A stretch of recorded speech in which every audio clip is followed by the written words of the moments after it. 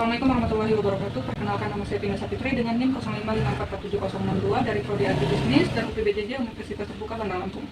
Di sini saya masih bersama dengan Bapak Ahmad Dahlan yang akan melanjutkan wawancara Unit 2 untuk mata kuliah Kelembagaan Agribisnis tentang analisis strategi SWOT untuk kelompok tani karya mandiri Desa Belata. Baik Pak, di sini saya akan menanyakan beberapa pertanyaan. Untuk yang pertama, kekuatan kelompok tani karya mandiri.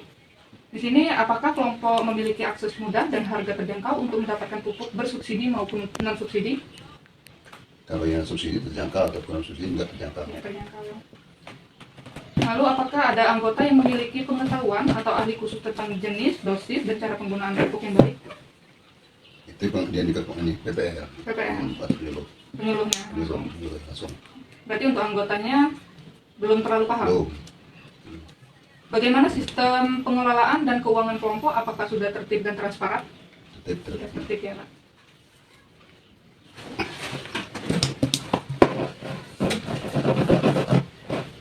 Lanjut, apakah kelompok sudah memiliki jaringan yang terpercaya dan stabil? Sudah masuk. Agrotani. Lalu ada yang kedua tentang kelemahan kelompok tani karya mandiri. Apakah masih ada anggota yang kurang memahami perbedaan jenis pupuk, takaran, dan waktu pemakaian yang tepat? Masih banyak karena kurang alat. Masih banyak ya, karena kekurangan alat ya? Alat.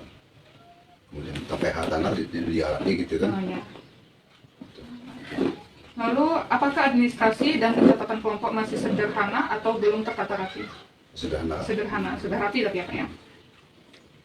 Belum dipakai komputer belum. Belum, jadi tercatat di Manual. pembukuan. Belum pakai komputer belum. Laptop itu. Lalu, apakah sarana transportasi untuk mendistribusikan pupuk ke lahan anggota masih terbatas? Untuk transportasi sudah cukup ya?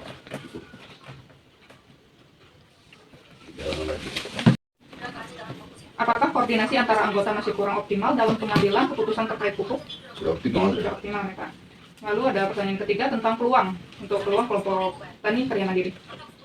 Apakah ada program bantuan, penyuluhan atau subsidi pupuk dari Dinas Pertanian, pemerintahan atau lembaga lain yang bisa diikuti? Belum ada. Belum ada program bantuan. Tapi yang lain ada yang lain. Cuma kompos ini belum. Lalu, apakah ada peluang kerjasama dengan produsen atau distributor pupuk untuk mendapatkan harga lebih murah atau pembelian secara kredit? Belum ada. Harga normal. Normal.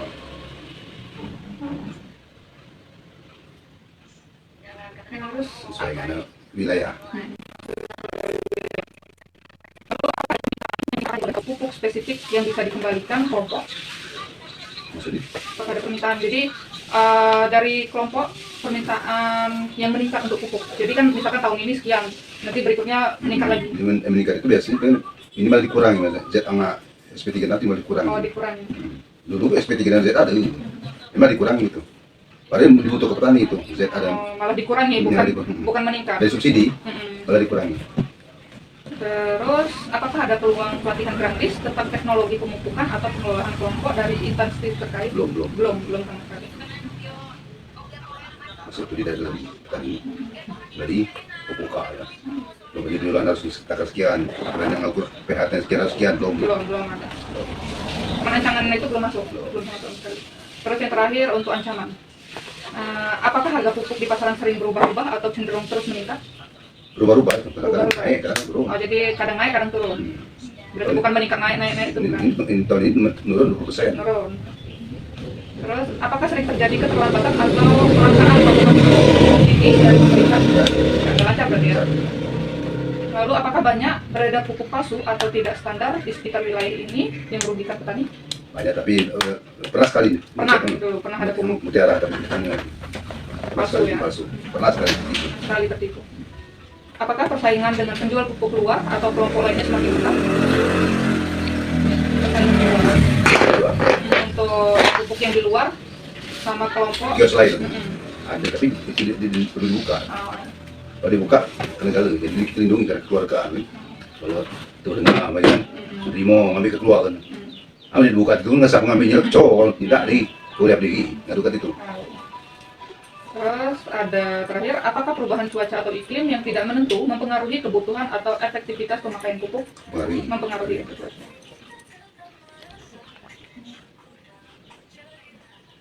Kapuasan samsiri kan masuk kapuasan.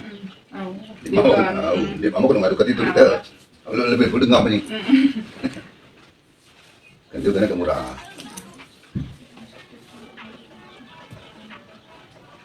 Untuk pertanyaan terakhir, dukungan seperti apa yang paling dibutuhkan untuk kelompok agar bisa berkembang lebih baik? Saat ini pembinaan itu, penyuluhannya harus penyuluhan yang aktif.